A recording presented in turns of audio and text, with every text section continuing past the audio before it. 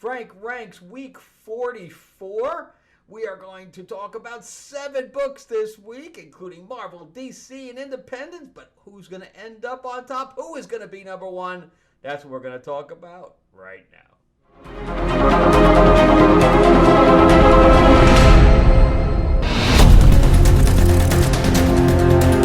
Welcome back to the channel, everyone. Thank you so much for spending time with me as we rant about movies, comic books, and television shows, as well as the occasional board game. I'm your host, Frank Zanca. I'm a award-winning screenwriter, novelist, and comic book writer, as well as a filmmaker. And yeah, before we jump into these books, I just wanted to remind everybody, too, that I did just get back from L.A. I was working on the Christmas parade on Hollywood Boulevard. That is shown on the CW. So this is like my 5th year doing it. It was a lot of work. One day I did 36 hours. Well, technically that's 2 days with like 4 hours of sleep. So you really gotta have tough skin to do this kind of show because everything has to be set up and everything has to be taken down because Hollywood Boulevard opens up like immediately the next morning, and they red carpet the whole boulevard. And, the next day, too, the evening after we finished, Avatar was having their red carpet premiere at the Chinese Theater. And I had a meeting with Disney as well because we were shutting down. They were starting up, so we needed to coordinate. And they told me that they were going to have a literally flaming A in the middle of Hollywood Boulevard with, like, real fire. On the premiere, and I'm like, how did you get that approved again? And they're like, well, the fire chief is invited. Okay, if that's all it takes, Jesus. But yeah, just what they had up already when we saw it was pretty amazing. I'll put if you're not following me on Instagram and TikTok, I'll put a quick little video up to show you what that was look like and what the red carpet looked like during the premiere and all that stuff. During the Christmas parade, I mean. But yeah, it was fun. Again, my 5th year, so I knew what to expect, and it's just a lot of work. All right, let's check it out real quick.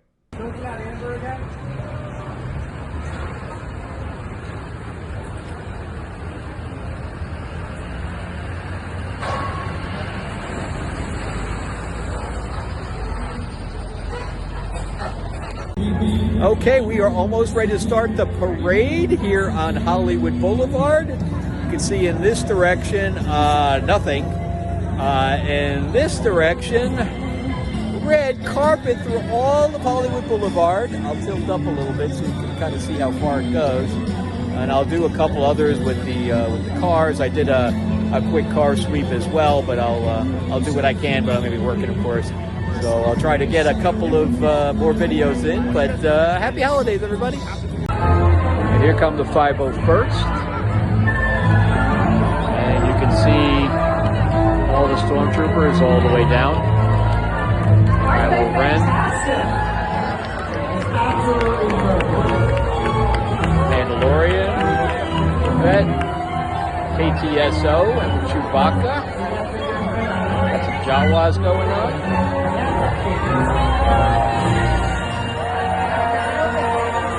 Next up are the members of the Rebel Legion, the international Star Wars costume organization focusing on good guy costumes. Very tall Lando. Carried by 100 members worldwide. Got some They Mandalorian. can often be found embodying the values of heroes they portray. And of course, you know the motto of the Rebel Legion is, "We are the heroes." Joining them this year is the costume club that calls themselves the Mandalorian-verse. Dedicated to celebrating the Star Wars universe, especially the Mandalorian characters and the Spartan warrior culture. May the Force be with you all.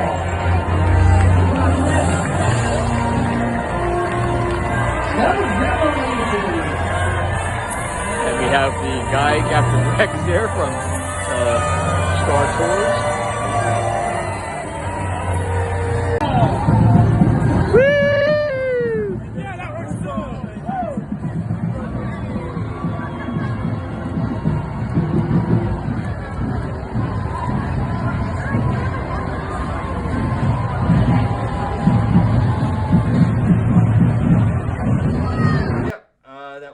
for that, and it was fun. You know, it's just again lots of work, lots of work. Good people though. I like the team over there. So let's jump back into these 7 books, and let's start with number 7, and that would be a DC book, and that is the second Batman and Deadpool comic, and this one, of course, is written by the DC writers instead of the Marvel writers, and I believe this is by Guggenheim, I think. Who is this by? Grant Morrison. That's right. Grant Morrison and Frank Morris. So, you know, the artwork's good. I can't complain about the art. But the story is just horrible. I mean, the writing is just garbage. And then it's like they charge you like $10. And the writing is horrible on the Batman and Deadpool one, where the villain was the same villain from the Deadpool and Wolverine movie. And then we had to have the amalgam of Batman and Wolverine. And then you have the amalgam between Deadpool and Batman. And it's just more of the same as far as I'm concerned. I was looking forward to the Doctor Strange and Constantine one. And that was You know, the artwork was not even that great on that one. I really wish there was more to that, because that's a really good team up. I really like that a lot. But we really didn't get much out of it. It was him looking for the Eye of Agamotto.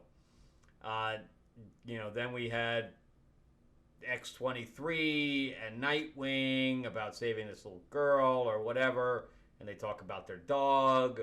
And, they talk about the fact that they both have, fathers that, adoptive fathers that they look up to. Whatever. And then we had one, I don't even know how Mariko Tamaki even gets jobs anymore.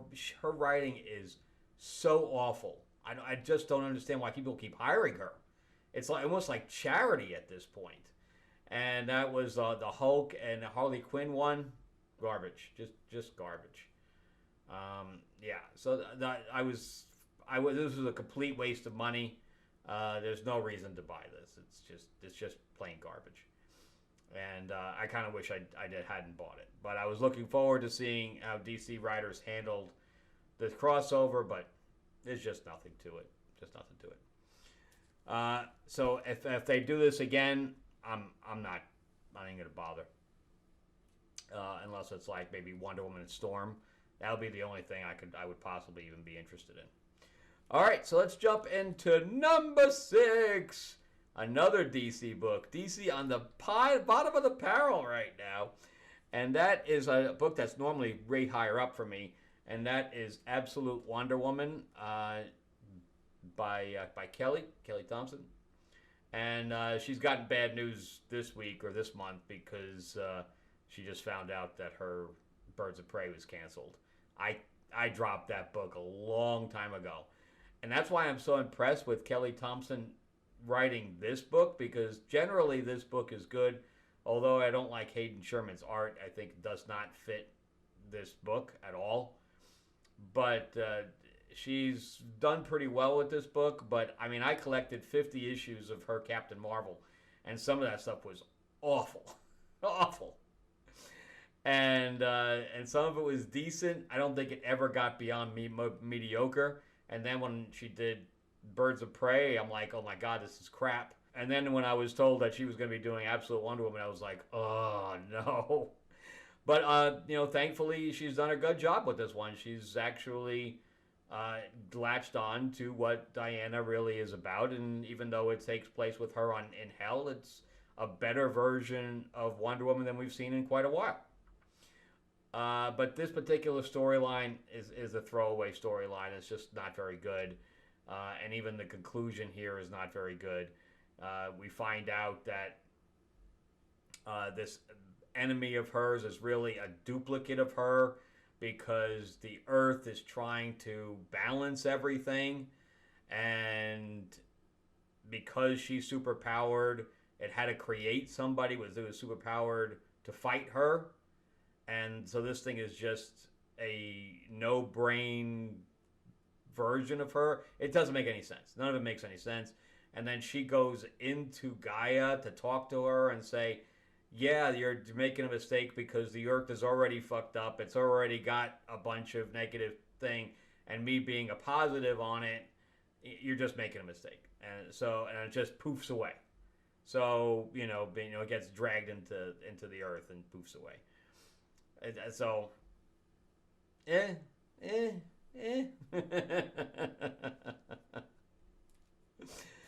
Okay, going on to number 5, and that is another DC books. We'll have 3 DC books on the bottom of the pile this week, and that is mostly because it is a DCKO tie-in, and that is Superman by Joshua Williamson, which again, these are normally way higher on my list. I'm not really a fan of these, events anyway. I think they're mostly a waste of time. And this is all just a bracket fight thing.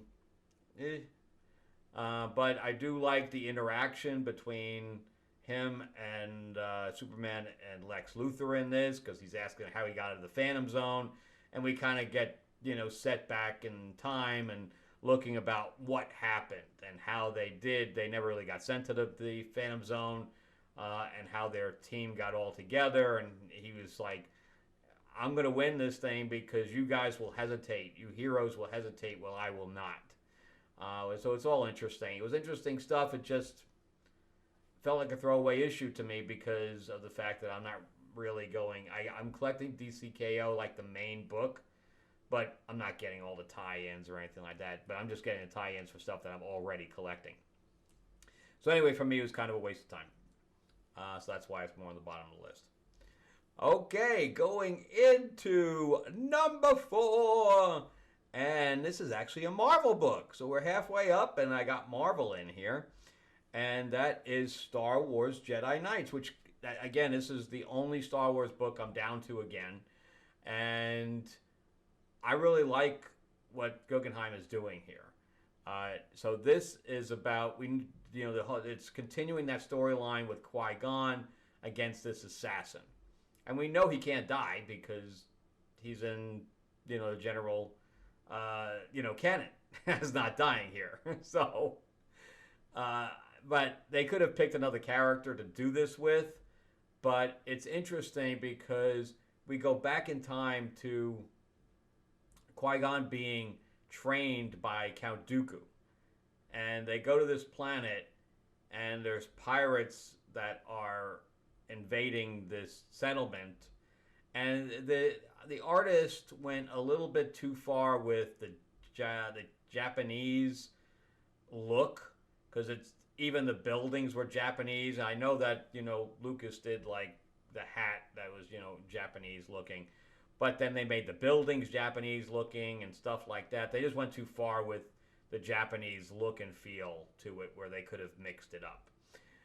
But anyway, so they have an initial talk with the pirates saying, yeah, you can't do this, blah, blah, blah. And, of course, they tell them to go screw off. And Qui-Gon is like, well, what do we do now? And he's like, well, you did it your way, so let's do it ours, and let's just kill them all. And he's like, that's not really the Jedi way. And he's like, well, what else do you want to do? A battle's coming no matter what. And later on, we find out that he did it, but he didn't. He should have done something else. Now, looking back at it, he realizes that was not the correct thing to do, to go into aggression. And of course, Count Dooku went to the dark side no matter what. But yeah, and now whatever this assassin is, it was because he wronged them as a younger person, as a Padawan. So really, really good stuff. If you're a Star Wars fan, you're not getting this stuff, you're kind of missing out, because they do a really good job with this. Anyway, before we can then continue for the final 3, remember too that I'm a writer myself, and if you'd like to check anything that I've written, you can go to Amazon.com and just type my name in. You'll see my whole repertoire there. I am working on a short story right now, which is Sherlock Holmes. I hope to get right back into writing that as soon as I catch up on my work, since I lost so much time. And yeah, you'll see my 4-novel sci-fi quadrilogy, Destiny Aurora. It was made into a board game, an RPG, a graphic novel, and it's on Audible as well. And I am working on a new Audible right now for my fantasy book, Tales of Ravenor, the Iron Witch. So I'm kind of hoping I'm going to launch a little Kickstarter on that coming up as well. And so if you like Game of Thrones or House of the Dragon, you'll like that thing. And then my new comic, Fairy Tales of Terror. I think we have like 5 pages to go or something like that before we can fulfill. So we're getting really close. That's the one about Psycho Cinderella and Killer Captain Hook, and they're being chased around New York City by Tiger Lily, trying to stop them from igniting magic in our world, and it's going to get pretty nasty. So really good stuff, but if you'd like to jump in there before we finish up those last 5 pages and I close it all up, just go to fairytalesofterror.com. All right, so let's jump back into the last 3 books. And, another Marvel book in the top 3. No way, in the top third of them. And that is The Punisher by Benjamin Percy. I love The Punisher. He was like my favorite character going through college. I think Mike Zeck did an amazing job with that character. And as far as I'm concerned, the look and feel that Mike Zeck created is the only Punisher really I'll ever know. And of course, because they didn't like the politics of, Disney didn't like the politics of people using, law enforcement using the skull. They discontinued Frank Castle for a while. They tried to bring in a substitute Punisher, and that didn't work. So they brought him back now. So that's good with a classic skull on his chest and the whole bit. So they kind of gave it up. But I don't really like the art in this, where he looks like he's just huge. He looks like almost like a gorilla with the way his shoulders are so huge. He looks like his knuckles would practically drag the ground. But this one's about Kingpin having control over him through his brain. Doesn't even know who he is at the time. And he has him basically committing assassinations on stuff that business partners or business people that he is trying to eliminate. So he's eliminating his competition, basically. And we have this whole truck thing that ended in the last issue that picks up here. And he tells them to go kill the innocent girls that are with him, and he refuses. So, of course, Kingpin's pissed at that. And I guess there's some kind of person that's actually controlling him that has like the plug in the back of their head, almost exactly like the Matrix. I don't know why he totally copied that, but that's exactly how it looks. And he ends up getting some of his memories back by finding his old armory or whatever. And then he takes over this ambulance, and he tells the paramedics that they're going to do brain surgery on him and take out whatever's in there. So good stuff. Really good stuff. All right, down to the final 2. And number 2 is an independent. I don't think we've had any independents up there. We've had Marvel and DC all the way through. It's funny that I had DC, and then I had Marvel, and now I'm into independent. So, and that is Dick Tracy by Alex Segura. And he just really does a good job with this. Kind of like Kelly Thompson kind of does a really good job with Wonder Woman by knowing Diana. This guy really gets Dick Tracy, and he's kind of taken it more into a realistic realm, even though we have these fantastical type of villains, which the character on here is called the Brow. And then we have like the Summer Twins or whatever else, May and June, that are like robbing banks and stuff like that. So Sam is dealing with them, but meanwhile Dick Tracy had a meeting with one of his friends from the war, meaning World War II, and he was killed. So he's now gone to Berlin with Trish Trueheart. Ooh, I forgot the woman's first name. I know it's Trueheart. And they end up finding the person they're looking for in the sewer, and he gets shot. So some people are following them. But meanwhile, the whole thing connects with Sam, where one of the twins gets shot, but they escape and they find like Nazi gold, and I think that's going to link into the Dick Tracy portion, and we have this again the villain called the Brow, who is this. He's got multiple eyebrows, I guess, all the way through his forehead. But anyway, he ends up visiting the twins, and one's in the on the hospital bed. So really good stuff. If you're a fan of like old noir stuff, I really like it. Okay, and going into number one, drum roll please. What's it gonna be? It's an independent, of course. It's always an independent. Marvel and DC can't get some writing above this, and that is Jim Zub's Conan the Barbarian. This was a very, very interesting issue where we had a lot go on. Like sometimes I read a comic book where nothing happens.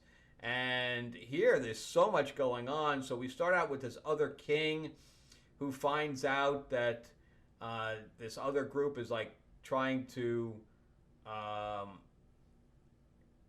ambush this other village. So they said it's the perfect time to go attack.